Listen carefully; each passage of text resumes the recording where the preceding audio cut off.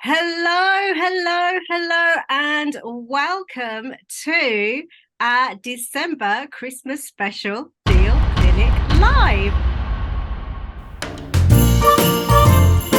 We have our resident lending expert, Bruce Mannering, and we have CEO and founder of Sourcing Investments, Mr. Chris Doughty. I'm so excited to have you join us.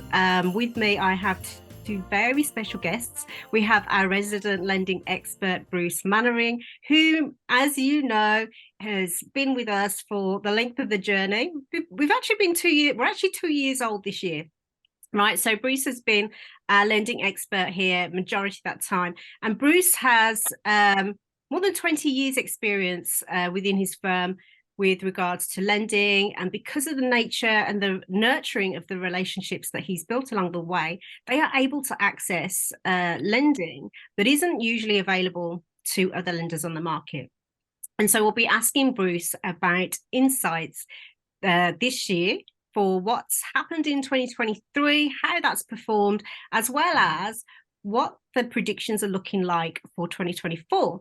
And I'm very honored to as well highlight that we have got our very own CEO and founder of Sourcing Investments, Mr. Chris Doughty, and he is, as I mentioned, he's our founder of this business baby that we've got going on, and really this was really born out of his own journey as an investor and his dealings with other agents, and really created this as the solution for both parties. So I'm excited to be talking about the review of 2023.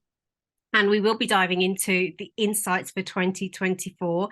I'm super pleased to have our guests with us. Welcome, Francine, Paul, and we've got people joining us as well as I speak. So Phil as well is joining. So with regards to that, I want to encourage you to please drop any questions or insights into the Q&A or the chat box. I will be keeping an eye on those and directing them to either Chris or Bruce, or even both for you. The best way to build relationships is to ask questions and to really nurture that. There will be snippets of this going out to our social media on Facebook and Instagram, and you will be able to see the replay on our YouTube channel, Sourcing Investments Limited, and I'll put the link in the chat below. If you are watching this on replay, feel free to email us at admin@sourcinginvestments.co.uk with any questions that you have regarding the show, any of the deals, or any questions at all. Okay, so without further ado, we will be going into the review and then the predictions for 2024. But before we go there, I just want to just really touch on the highlights of Sourcing Investments achievements and the role it's played in the property market for myself before I go into this discussion with Bruce and Chris. So really, this 2023 for me has been a refining of a product that we created called the Compliance Vault. It's had heaps of value added. It's increased so much more solutions for the agents and the investors. We had a new website built in July, which launched, and it's had more visibility for our agents, added communication for them. They can pick and choose how they like to communicate with our investors. External investors can now see those deals, and there's the extension of the client account and the expansion of the Compliance Vault. And my favorite is that we are the proud winners of the best online property marketplace for 2023, as voted by SME News and UK Enterprise Awards. So without further ado, I actually want to come to our CEO and founder, Chris Doughty, and touch on some of those milestones that Sourcing Investments have experienced this year. So with regards to our record-breaking numbers that we've had as far as visitors are concerned, Chris, in November, can you share what strategies have led to these highest number of visitors in November, and how you think it may reflect the Sourcing Investments growth? Well, thanks, Bonnie, and thanks everybody for having me here. It's quite unusual to feel nervous about my own interview around everything. So yeah, I appreciate it. But no, and I have to sort of say with the team of which Bonnie and Bruce and the rest of the guys are all part of, it just cannot be done by one or two individuals. This is a huge collective of which I'm very proud of to be able to sort of lead these guys.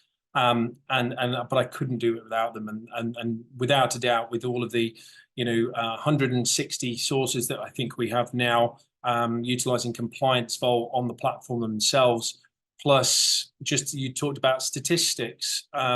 November itself, we had over 4,000 new people looking at the platform.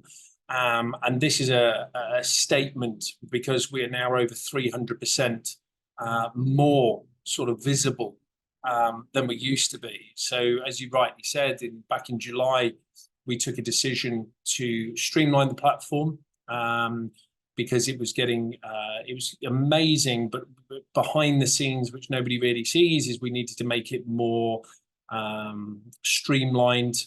We needed to make it more effective, cost effective for the business.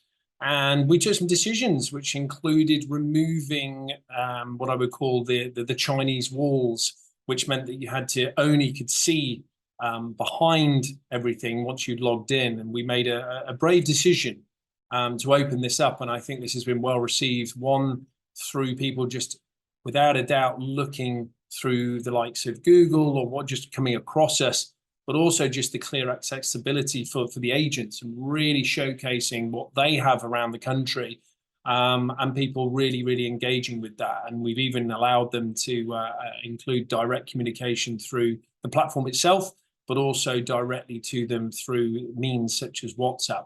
So, from our side, it was a big risk, calculated risk, or it felt like it, but in actual fact, it's turned into something very positive. And if, getting more eyeballs of people wanting to move forward and utilizing a network of compliant and a transparent platform that facilitates money movement as well, to allow every step of the way for an investor to feel secure, then we're achieving that. And I'm very proud to have all you guys on board with me.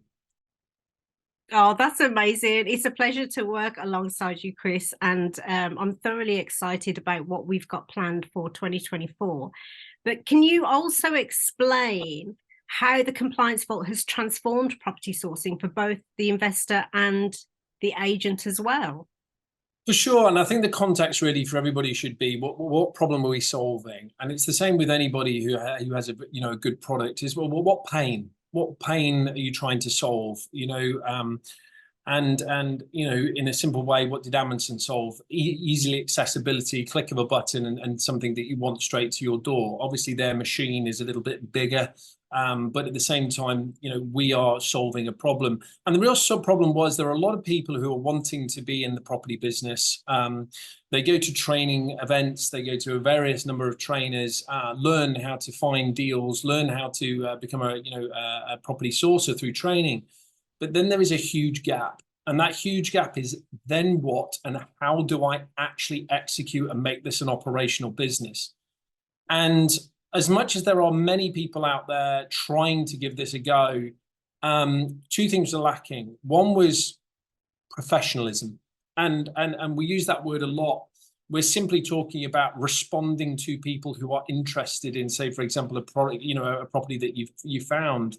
And not responding within 5 to 6 days. And that's not going to really generate you a business.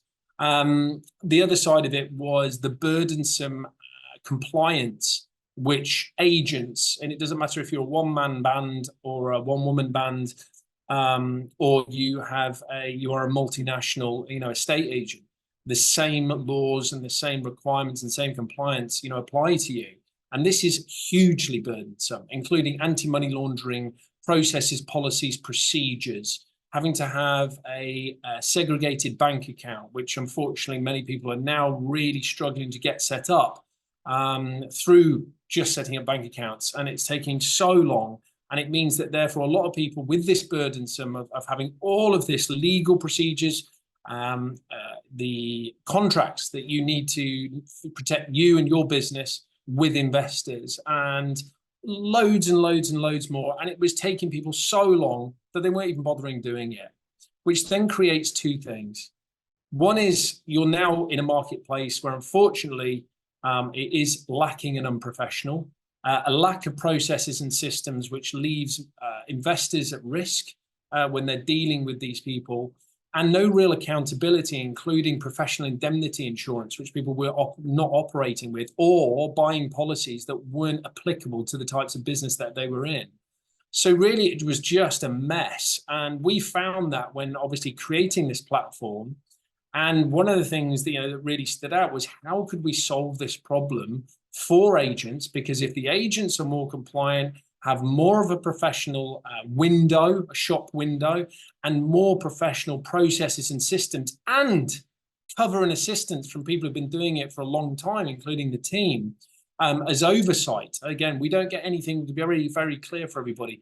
We are the marketplace. We provide all these transparent systems and executional processes, but we are not the sourcing agent. We provide, it's just like at Amazon, we provide the sellers and the buyers a space that is secure and transparent. But what we do is support our sources, and Bonnie and the team massively do that on a day-to-day basis with everything from, how do I set up an email account, sometimes can be so basic, through to, hey, how do I do the onboarding of, with my AML policy and stuff like that. So we created this product, which is a one-stop shop. It means that agents are saving probably £500 to £600 a year on versus doing it themselves. So that's a huge bonus just on money, but never mind the burdensome of all of the legal documentation, all of the policies. If any of the regulation changes from the government or the ICO or PRS or anything like that, they have to update all that. And most people just don't have the time, the inclination, or just don't care.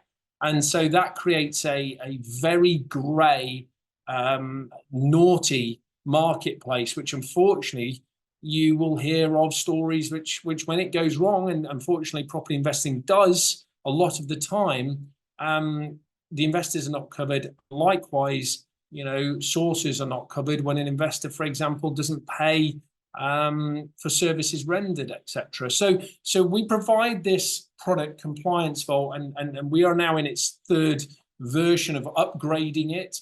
And we're very pleased, and we have, I think now over 130 agents, something, who have bought that. It's an annual product. It's saving a lot of time and making sure that this industry is more professional than ever. And so we can be proud of that.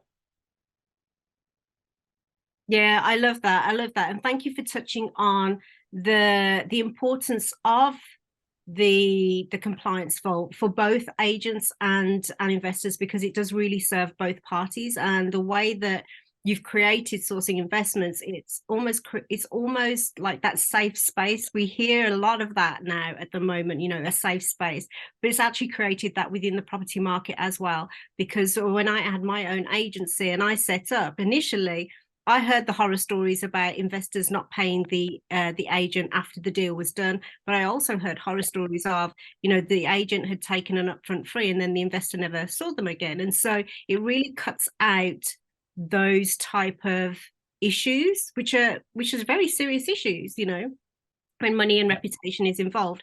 But and thank you so much for that, Chris. Bruce, I want to come to you and just see, with regards to all that Chris has mentioned, obviously there's been, a lot of work in the background with regards to templates and things like that, so that agents can upload different types of deals and really highlight them to the best of their abilities. What have you seen, being with us now for 2 years on Deal Clinic Live? What have you seen in the change with regards to the deals that are coming through on Deal Clinic Live? It's just a lot more clearer. You know what you're dealing with day one. And I love with us and our deal clinics every month, just going through all the different types of deals out there.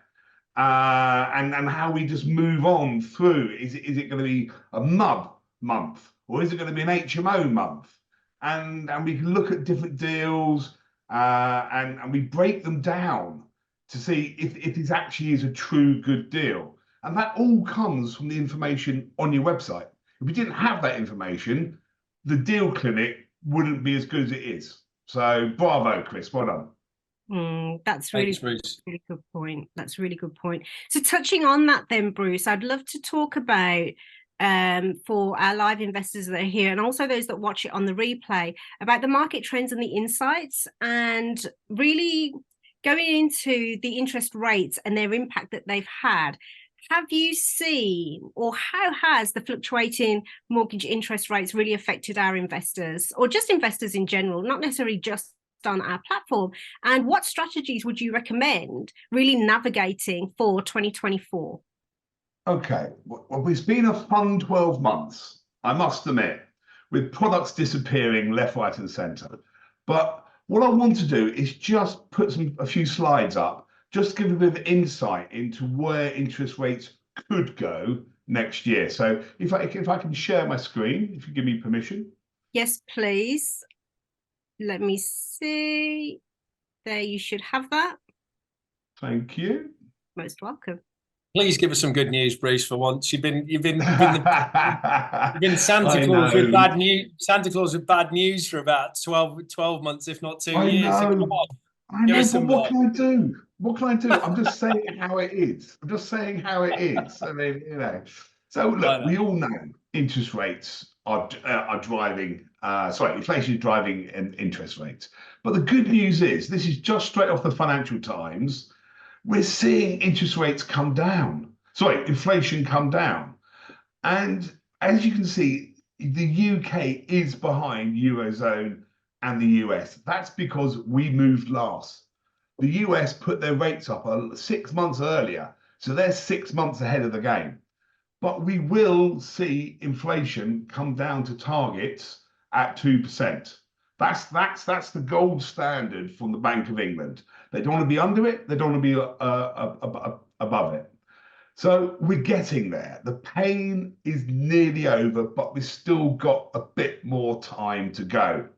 Now, if you look at the swap rates, swap rates is what one bank lends another bank £1 billion. And then that bank chops that little money up and lends it out in mortgages. And these are the rates which these are the wholesale rates. And then we buy retail rates, being our residential and buy-to-lets. And as you can see, they're still a little bit sticky. 1 year money is still at 5%. That tells me the market thinks interest rates are going to remain high they were plateaued for a bit, then come down. But the key rate to get literally buy-to-lets going in the southeast is the 5-year money. The 5-year money needs to come down to 3.5%. As soon as that 3.5% comes in, southern east low yielding properties, now you can start getting 75% loan to value. So I look at this on a daily basis. There's not much change. There's not much change. Now this is the forecast that Capital Economics, and they're predicting the same. It's going to flatline next year. And there's another statement there. Banks keep interest rates hold to 2024. And JP Morgan believe that it'll be Q4 until we're going to have any interest rate cuts. So the investor's strategy must be around that rates are still going to be high, maybe, and only start coming down in 6 to 9 months. And when they come down, they're going to go down as quickly as they went up. So it's going to take some time to get back to what we deem these days normal interest rates. There's my contact details. But getting back to your question, next year, people have got to chase yields. They've got to chase yields. This is why your platform's great, because you can literally analyze, is it giving me 10%? Is it giving me 8%? Where is it? What the amenities are. I also see MUBs, multi-unit buildings, being a big thing for next year because they're high yielding. HMOs are high yielding as well. Also semi-commercial properties. Lots of people are buying semi-commercial properties and trying to do something downstairs, trying to reduce the the commercial aspect and try and get a bit of resi in there under PD. Planning is all changing next year. There's big changes afoot in planning. So it'll be good to see what happens there. If a client is refurbing, because the cost of money is so high, they're trying to get in and out a lot quicker. So they're delaying completion until their builders can literally get in the next day. That's what I'm seeing. And that's what I think people should be doing. Try and reduce your holding costs. And also, the lenders have responded to these higher interest rates. They're not lending enough money. So a very bizarre thing I'm seeing is that they're taking the interest, they're taking 1% of the interest, shall we say, over 2 years or 5 years, and then loading it up front on a fee. So there's lots of rates out there with a 7% arrangement fee. I thought I'll never see that in my life. But they're basically reducing the rate down by 1% over the 5 years, so they can get the yield, so they can get the rental calculation to work to lend at 75%. So the market is adapting, the market is changing to these rates. And it's just, you've got to be aware that next year it's not about capital growth, it's all about chasing yields. Okay, that's really interesting, because that leads me into my next question, Bruce, because with regards to what we've seen with regard, with interest rates, what would you have said that is the most effective property strategy, or what was the most effective property strategy in 2023? But how may that evolve in 2024? Because we've just recently done a Q4 investor survey with our investors in our database, and the humble buy to let, as well as HMO, are still the top two strategies for their interest. And so it's buy to let, HMOs. We've still got flips, commercial is in there as well.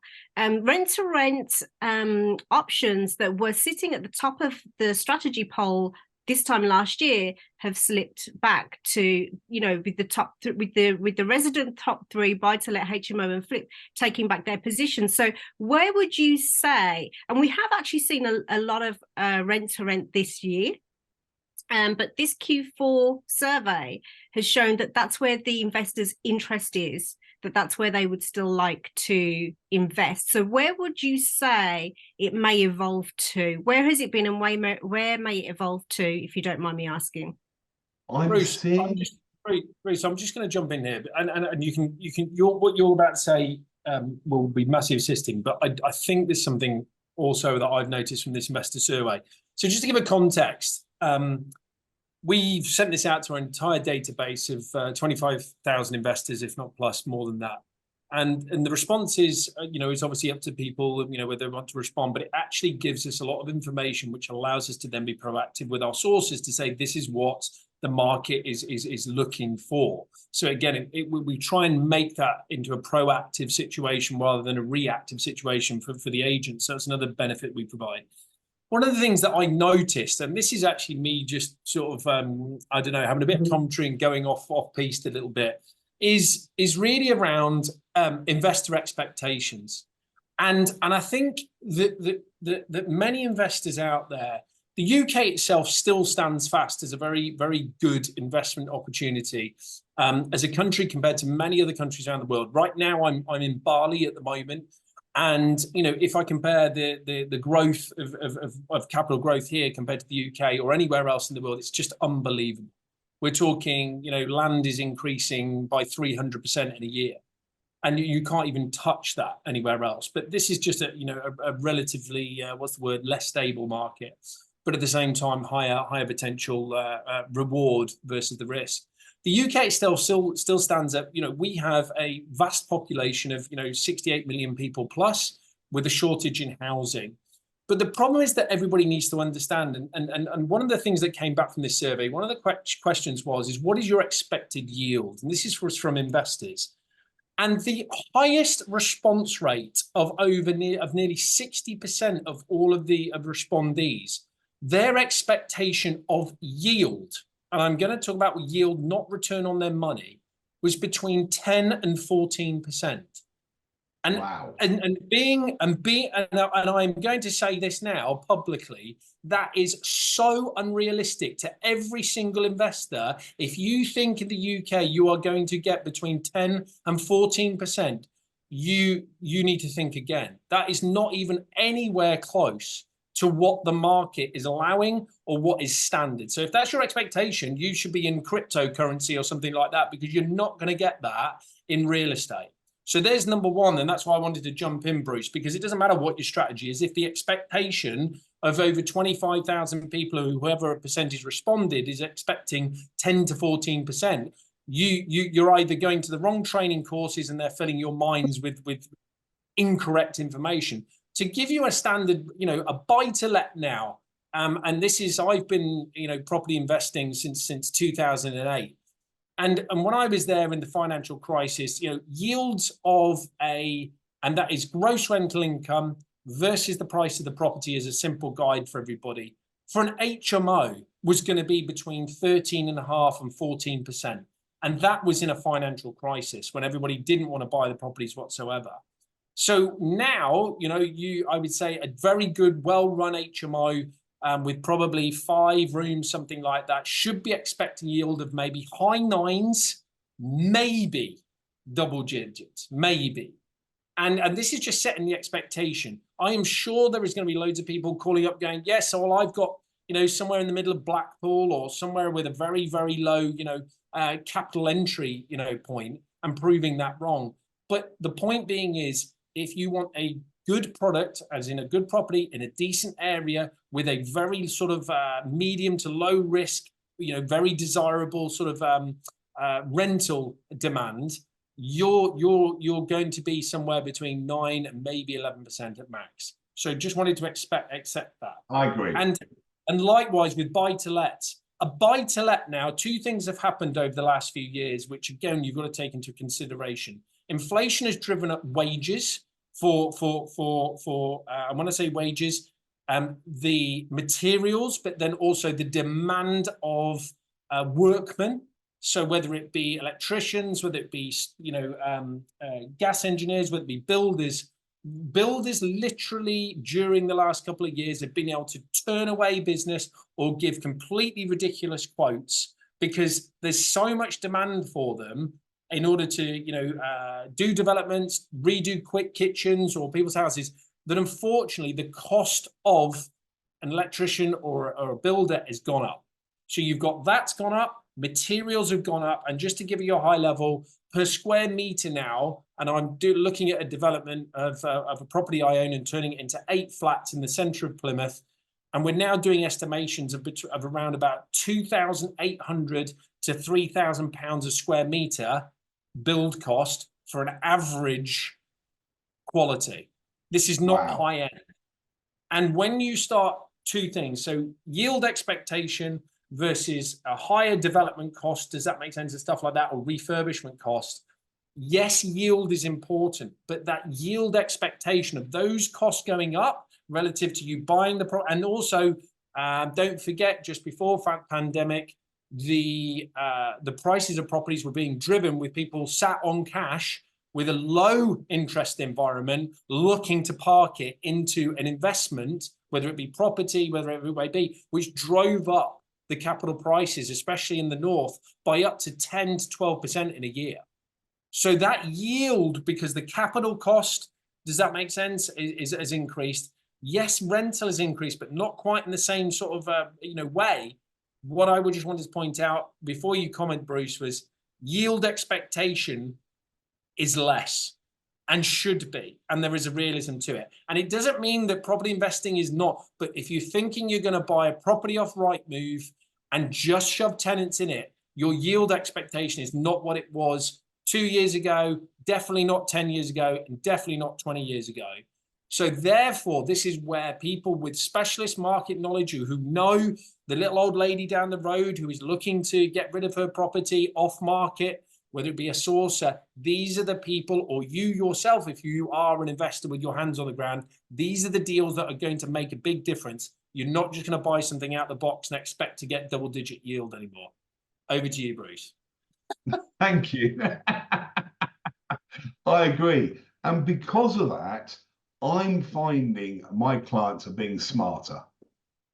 They're looking at deals and they're trying to be creative. They're trying to just use tools so they're creating wealth or creating yield, like option agreements. Love a good option agreement. Take over a property, run it, show that you manage it, get the capital growth over 3, 4, 5 years, and I may be able to allow you to complete on the value, not the purchase price, over a certain period. So you don't put any money in potentially. Exchange with delayed completion. I love exchange. Get into the property, smash it up, do whatever you want to it, complete on the uplifted value. And I've got lenders who are allowed to do that. I'm also finding my HMO landlords are trying to drive up their values as well. And if they've got a big C4, 6-bed HMO, they're putting in planning for sui generis and then getting a yield-based valuation. And all they may be doing is adding a room at the back, or if it's a big double, if it's got a big room, it could be a double, just put an extra person in. Getting sui generis planning means you're going to get a yield-based valuation, not bricks and mortar, if the HMO is a non-Article 4 area. I'm also seeing my HMO landlords are looking to reduce their running costs. So they actually are insulating the roof. Someone's actually made a green HMO, solar, wind, heat pump, triple glazing, the whole lot, just to bring down their running costs. So I think clients are trying to be smarter in the current environment because of exactly what Chris has said. People's expectations. Okay, that's really interesting to hear that. So I'm really grateful for both of your input with regards to that.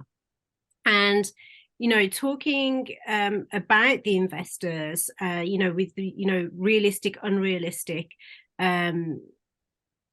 intentions or expectations with regards to yields and ROIs and capital growth. I think that's really important, that what you've just mentioned. But with regards to, Chris, if I could come back to you actually with a focus on our international investors, that survey showed that a huge chunk of them are really looking at properties for 100 to 180,000 for their initial investment. And so with that increasing interest, as in the interest from the investors themselves, looking at that value, looking at that value, that kind of sweet spot, if you like, how is sourcing investments catering to that demographic? Because we've seen a lot of transactions go through within that sweet spot. With mainly with our overseas investors, UK investors as well, but mainly with our overseas investors. And so touching back on what you mentioned about Bali, the growth there is incredible, but it's not as stable as the UK market. So it's really good to hear that investors are still looking to invest in the UK market because of the stability it has here. So how would you say the SIs, that sourcing investments, are catering towards that demographic? Well, I think, again, we are there to facilitate, say, information flow, because a lot of people, whether it be investors, they go out and have a look and they're not sure what they want and what have you. And the only way of really for us, we control a marketplace, right? So, investors responding to the survey, for example, which we send out every 6 months, or is it quarterly maybe? Responding to that really gives, an insight, which then allows us to get our agents to respond in finding Does that make sense? What people are desiring. So if they can't be bothered to respond, then they're really, hamstringing themselves with regard to, I'm not saying they have to proactively go and do it themselves, but answer a few questions and let us then facilitate, 150 sources to go out and look for, various opportunities around the country which fit that 100 to 180,000 sort of sweet spot, whether it be HMOs or, or buy-to-lets in that space, or whatever it may be, mixed usage. But that's how we facilitate that. We're not here mind readers. But at the same time, from my side, investors, you are exactly that. You are investing. And one of the things that has massively come across my desk continually throughout my life, even now when I'm here now, is timing is everything. And one thing that investors do is and ah and wait for whatever this means, the perfect situation or the perfect deal. There is not one deal that I have ever come across that is perfect. It may tick, 90% of the situation, the requirements, where it is, the demand, the yield, the condition of the property. But it might be four properties down from a kebab shop, which has its a couple of benefits, right? One, everybody's going to get fed in your HMO when they come back from students or from the pub, so it might be attractive. But what I'm talking about here is a lot of investors umming and ahhing and really not committing to their own decision to be an investor, so not pulling the trigger. And one of the things that we would want from every single one of our investors is to work with us, and especially when answering a few questions, so we can go and align the market to go and find what is required in order to facilitate your investment goals. And that's what we're here to do, because we can, and the agents do go out and find deals and they put it on the platform, but also from the investors' perspective, be ready, talk to a Bruce, go and find out what is your lending capability. If you've got 80,000 sat around as a deposit, you are going to be limited as to what price points, does that make sense, you can invest at. It's really simple. So find that out, know your parameters, and then that allows you to have the confidence of pulling the trigger and not missing out. Because again, the person who misses out is not necessarily, it's the person who just is waiting for this perfect environment.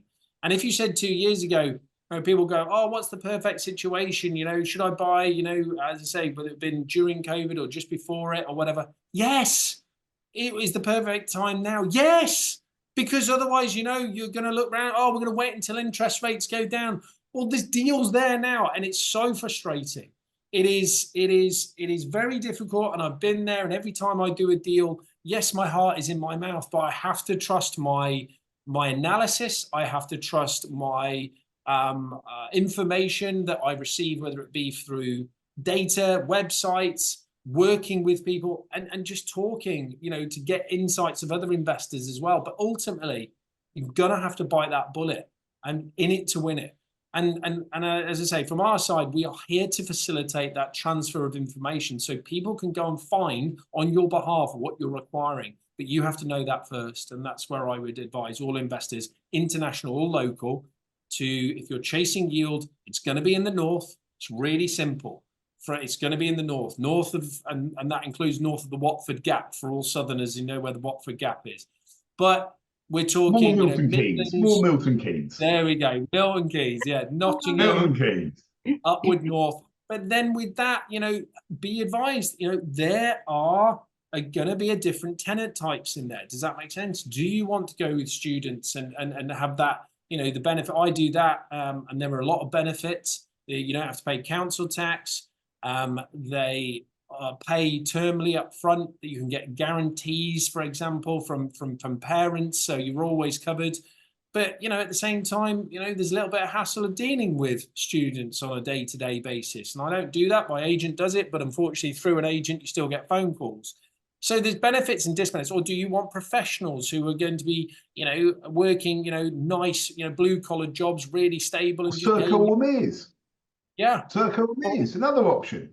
There's lots of options.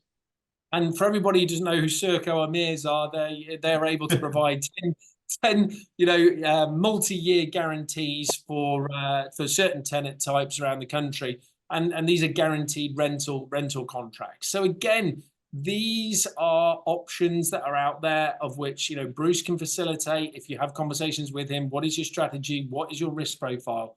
But don't just sit there looking at sourcing investments, looking at Rightmove and thinking something's going to happen.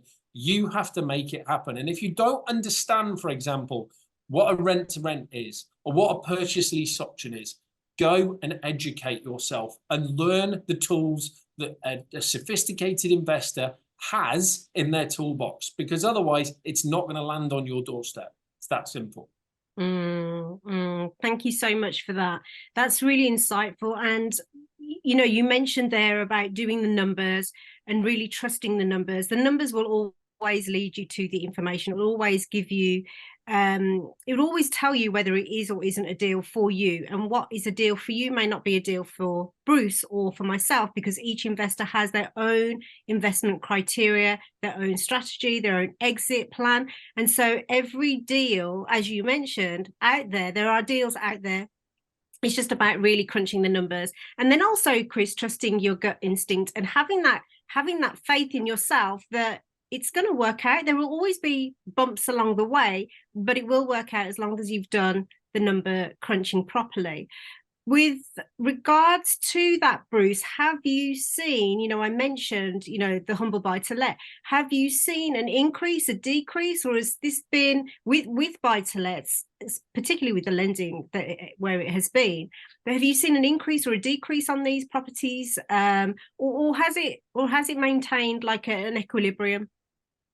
Well, it really depends. You touched on it earlier. What is the investor looking at?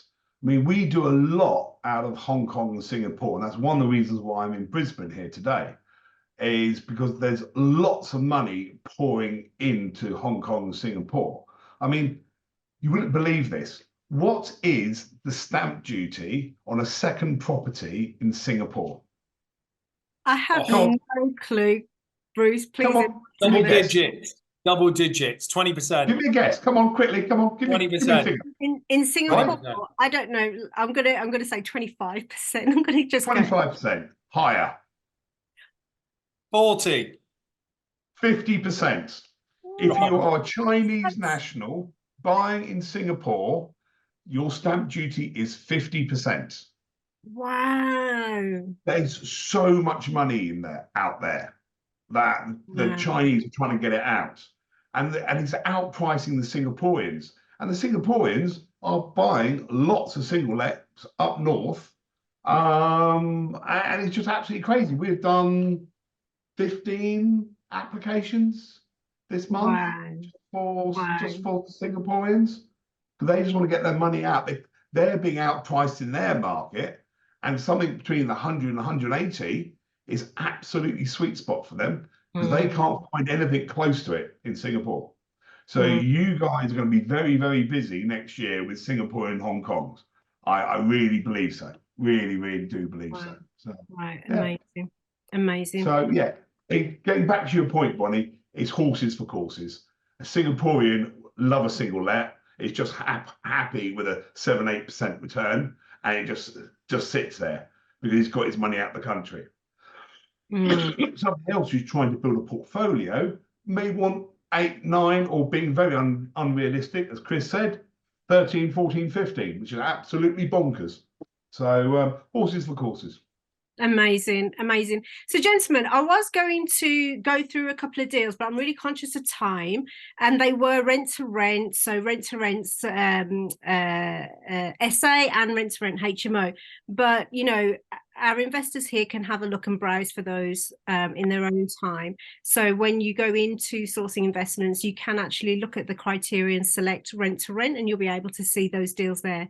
I really want to come, before we finish, because we are running out of time here. So I really want to come to both of you with regards to your predictions. And obviously these are predictions, they're suggestions, they're not guarantees, but where you believe the property market's going to go in 2024. And Chris, if I can come to you first and just see how where you believe that's going to be, and how Sourcing Investments plans to adapt to the changes that you foresee coming? I really think, unfortunately, as a society that is now becoming, very much, we always, come behind the US, a debt-driven economy. People want everything they want now, and will then look to pay for it later with credit. And unfortunately, that massively represents what I would call the market now, especially in the investment space. The amount of investors who need and utilize lending in order to execute their strategies, especially from the lending market, is unfortunately now completely dictated around the cost of money. So with the cost of money, being, Bank of England base rate at 5.25% and looking as though that's going to remain flat, I see two things. One, I think with it being flat, but also the confidence knowing that it's not going to go up. I think when I've spoken with a lot of agents, I'm actually selling my house in London at the moment, they're expecting a big confidence boost in the market from January onwards. And unfortunately, what it's done in this high cost of borrowing has really, really restricted what I would call the high value properties, from 750,000 north, up to, I don't know, 2 million, 2.5 million. Normally people with 3 million more, don't really care about borrowing. They've got it anyways. But that sweet spot between 750 and 1.5 million has really been slowed down by the cost of borrowing, because people just cannot. I mean, the affordability is reduced by up to 23%. So Wow. what you could have got previously with the same amount of money is 23% lower. So I think with what I would call the residential market in that higher space, I think that will, people with a little bit more confidence, will be nice to know that it's hopefully the rates are going to, with inflation, coming down, that rates are going to stabilize. But really the market is about confidence, and the rates aren't the only dictation. Confidence in we've been through so much. And I think everybody, when a new year comes around, there's always that fresh, excitement, right? That was last year. Now we're focusing on this year. So I think there's going to be definitely some freshness in Q1, Q2. The seasonality of next year, again, summertime, nobody does anything. Kids are off on, off on holiday, and then there'll be another run, before the end of the year in sort of Q3, early Q4. I hope it returns that confidence. It's been a real turmoil time. I think people got so used to interest rates being low for so long. I think it was a shock to them. But again, to put it in context, not that I was in the property investor, that I'm not that old, I'm only 44. But in the late 90s, interest rates, from what I believe, were up in the sort of high teens, 16, 17%, something like that. My first mortgage in 1992, 7.5% 3-year fixed I had. There we go. There we go. Thanks, Rick. Now you're showing your age, mate. So that's good. I know. And and so again, there's that normality in what is normal. And as I say, now with it going into 5.25 base, that's really stable. But at the same time, that comes with what I would call less ROI. If you want a stable market, your ROI in chasing that, you've got to get more creative with your strategies. Still on a global level, the UK is attractive from that stability perspective. Hence, when Bruce is talking about, Singaporeans, their market is being overheated, themselves. So where can they put their cash, which is stable, and they know what they're going to get? Does that make sense? And have that security from a demand perspective. It's going to be stable from a high demand perspective of a lot of people needing homes and accommodation in the UK, which has been, since the Second World War, but also legal protection with a strong legal, system, etc. These are the things, if you're looking for stability, that's why the UK is very attractive. If you are chasing 25% yields, or you are chasing a 100% uplift in a market, capital growth, for example, whether it be a Bali, whether it be whatever, fine, but you're not going to get that from the UK. So again, I think it's about what is now the new normal. And that new normal is very much around the confidence is going to come back. The platform is there giving you insights to 160 different people running around who want to make a business and are making a business out of sourcing to provide a service to give investors a line of sight into various, strategies and locations around the UK, then you're going to have to use sourcing investments as a tool in your toolbox as an investor, because I don't know anywhere else that's going to give you that sort of coverage. So that's my little pitch for SI with regard to the market. I hope that confidence is going to return and that freshness in the Q1, and I think we'll be ready to capture that. And if that demand increases, we'll capture that and drive it with you with the success and the results of it. Fantastic. Thank you for that, Bruce. Before running out of time, close out the show, what are your predictions? My predictions are that buy-to-lets in the southeast are going to be dead next year. I'm going to be doing no new buy-to-let purchases in the southeast. It's all going to be between Milton Keynes and Liverpool. I know I'm going to be doing at least 5 or 6 C3 to C4 single lets to HMOs in a non-Article 4 area, so people get in, get out. May it be a student let, may it be a professional let. I've got one guy who just loves buying around hospitals, buying houses around hospitals and converting them to HMOs and letting them out to nurses. So he'll keep me busy. And also foreign nationals. Next year, I'm going to be very busy with foreign nationals, buying properties and renting them out to guaranteed rent schemes like Circa or Mears. So that's where I see I'm going to be. That's the new growth area, I feel, especially with foreign nationals. They get that warm feel, guaranteed rent. It's like a missile. You just fire it, it just hits the target, and you get the house back in 5 years, all done. So, and also I reckon you're going to be quite busy with a lot of clients from Netherlands, because Netherlands have had a big tax change as well. So you should definitely put your feelers out to Netherlands with source of investments. So yeah, there's lots of people setting up in. Already doing it, Bruce. Already doing it. Okay, you're one step ahead. All right, fine. Oh my gosh. So thank you for that. That's really insightful. So I didn't realize about the Netherlands. So that's interesting. I'll keep my eyes peeled for that. With regards to Chris, just want to close off with the importance of the client account, the client bank account, and the service that this provides both of our investors and our agents, and the security aspect and the trust. Like, how does it enhance that?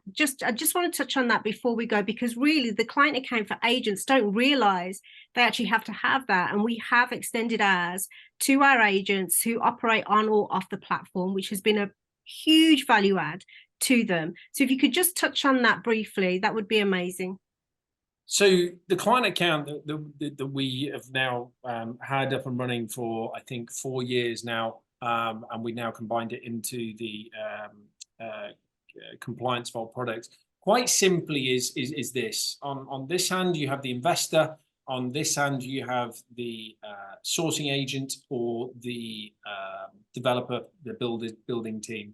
And what we provide in the middle is a client account which ultimately is completely independent of both the investor and the deal. And it allows the investor ultimately to know that that money is there for the sourcing fee, or whether it be for the actual stage payments of a development or the renovation, for example, and allows them to be in complete control of the release of that money. And the reason why we also, from the agent's perspective, provide that service is many investors have shown, in the past, not releasing money on time to the sourcer, whether it be their sourcing fee or whether it be project management stage fees for renovation.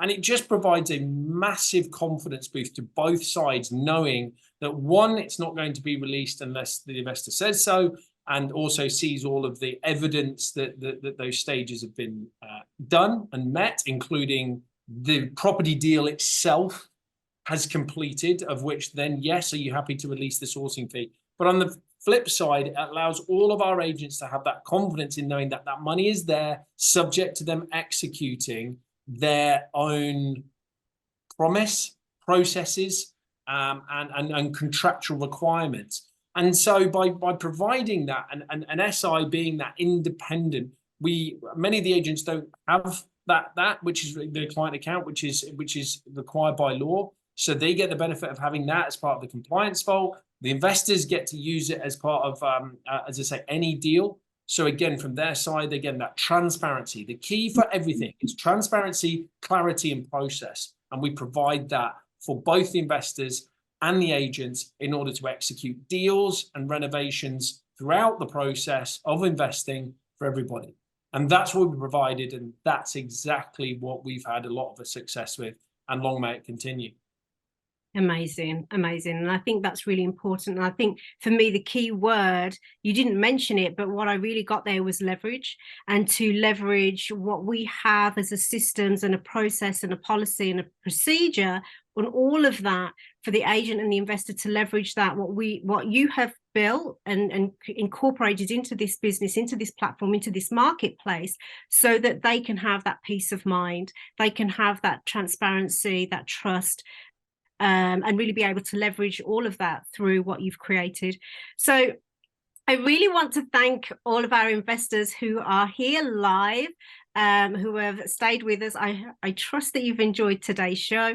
Anyone that watches back, Phil's nodding. Thank you so much, Phil. Anybody who watches back on the replay, I trust that this adds value to you as well. If you have any questions and want to ask us anything, please do reach out to the inbox, which is admin@sourcinginvestments.co.uk. We will happily answer those. We will be manning that intermittently over the festive period. And I really want to close the show by thanking my amazing guests today, Bruce Mannering and our CEO, Chris Doughty, all of the team, all of our investors, all of our agents, all our partners, and everybody out there who has watched us over the time, whether it be, this first show or over the last 2 years. So with that, I really want to wish everyone a very Merry Christmas and a very happy, prosperous New Year. Bye. Bye.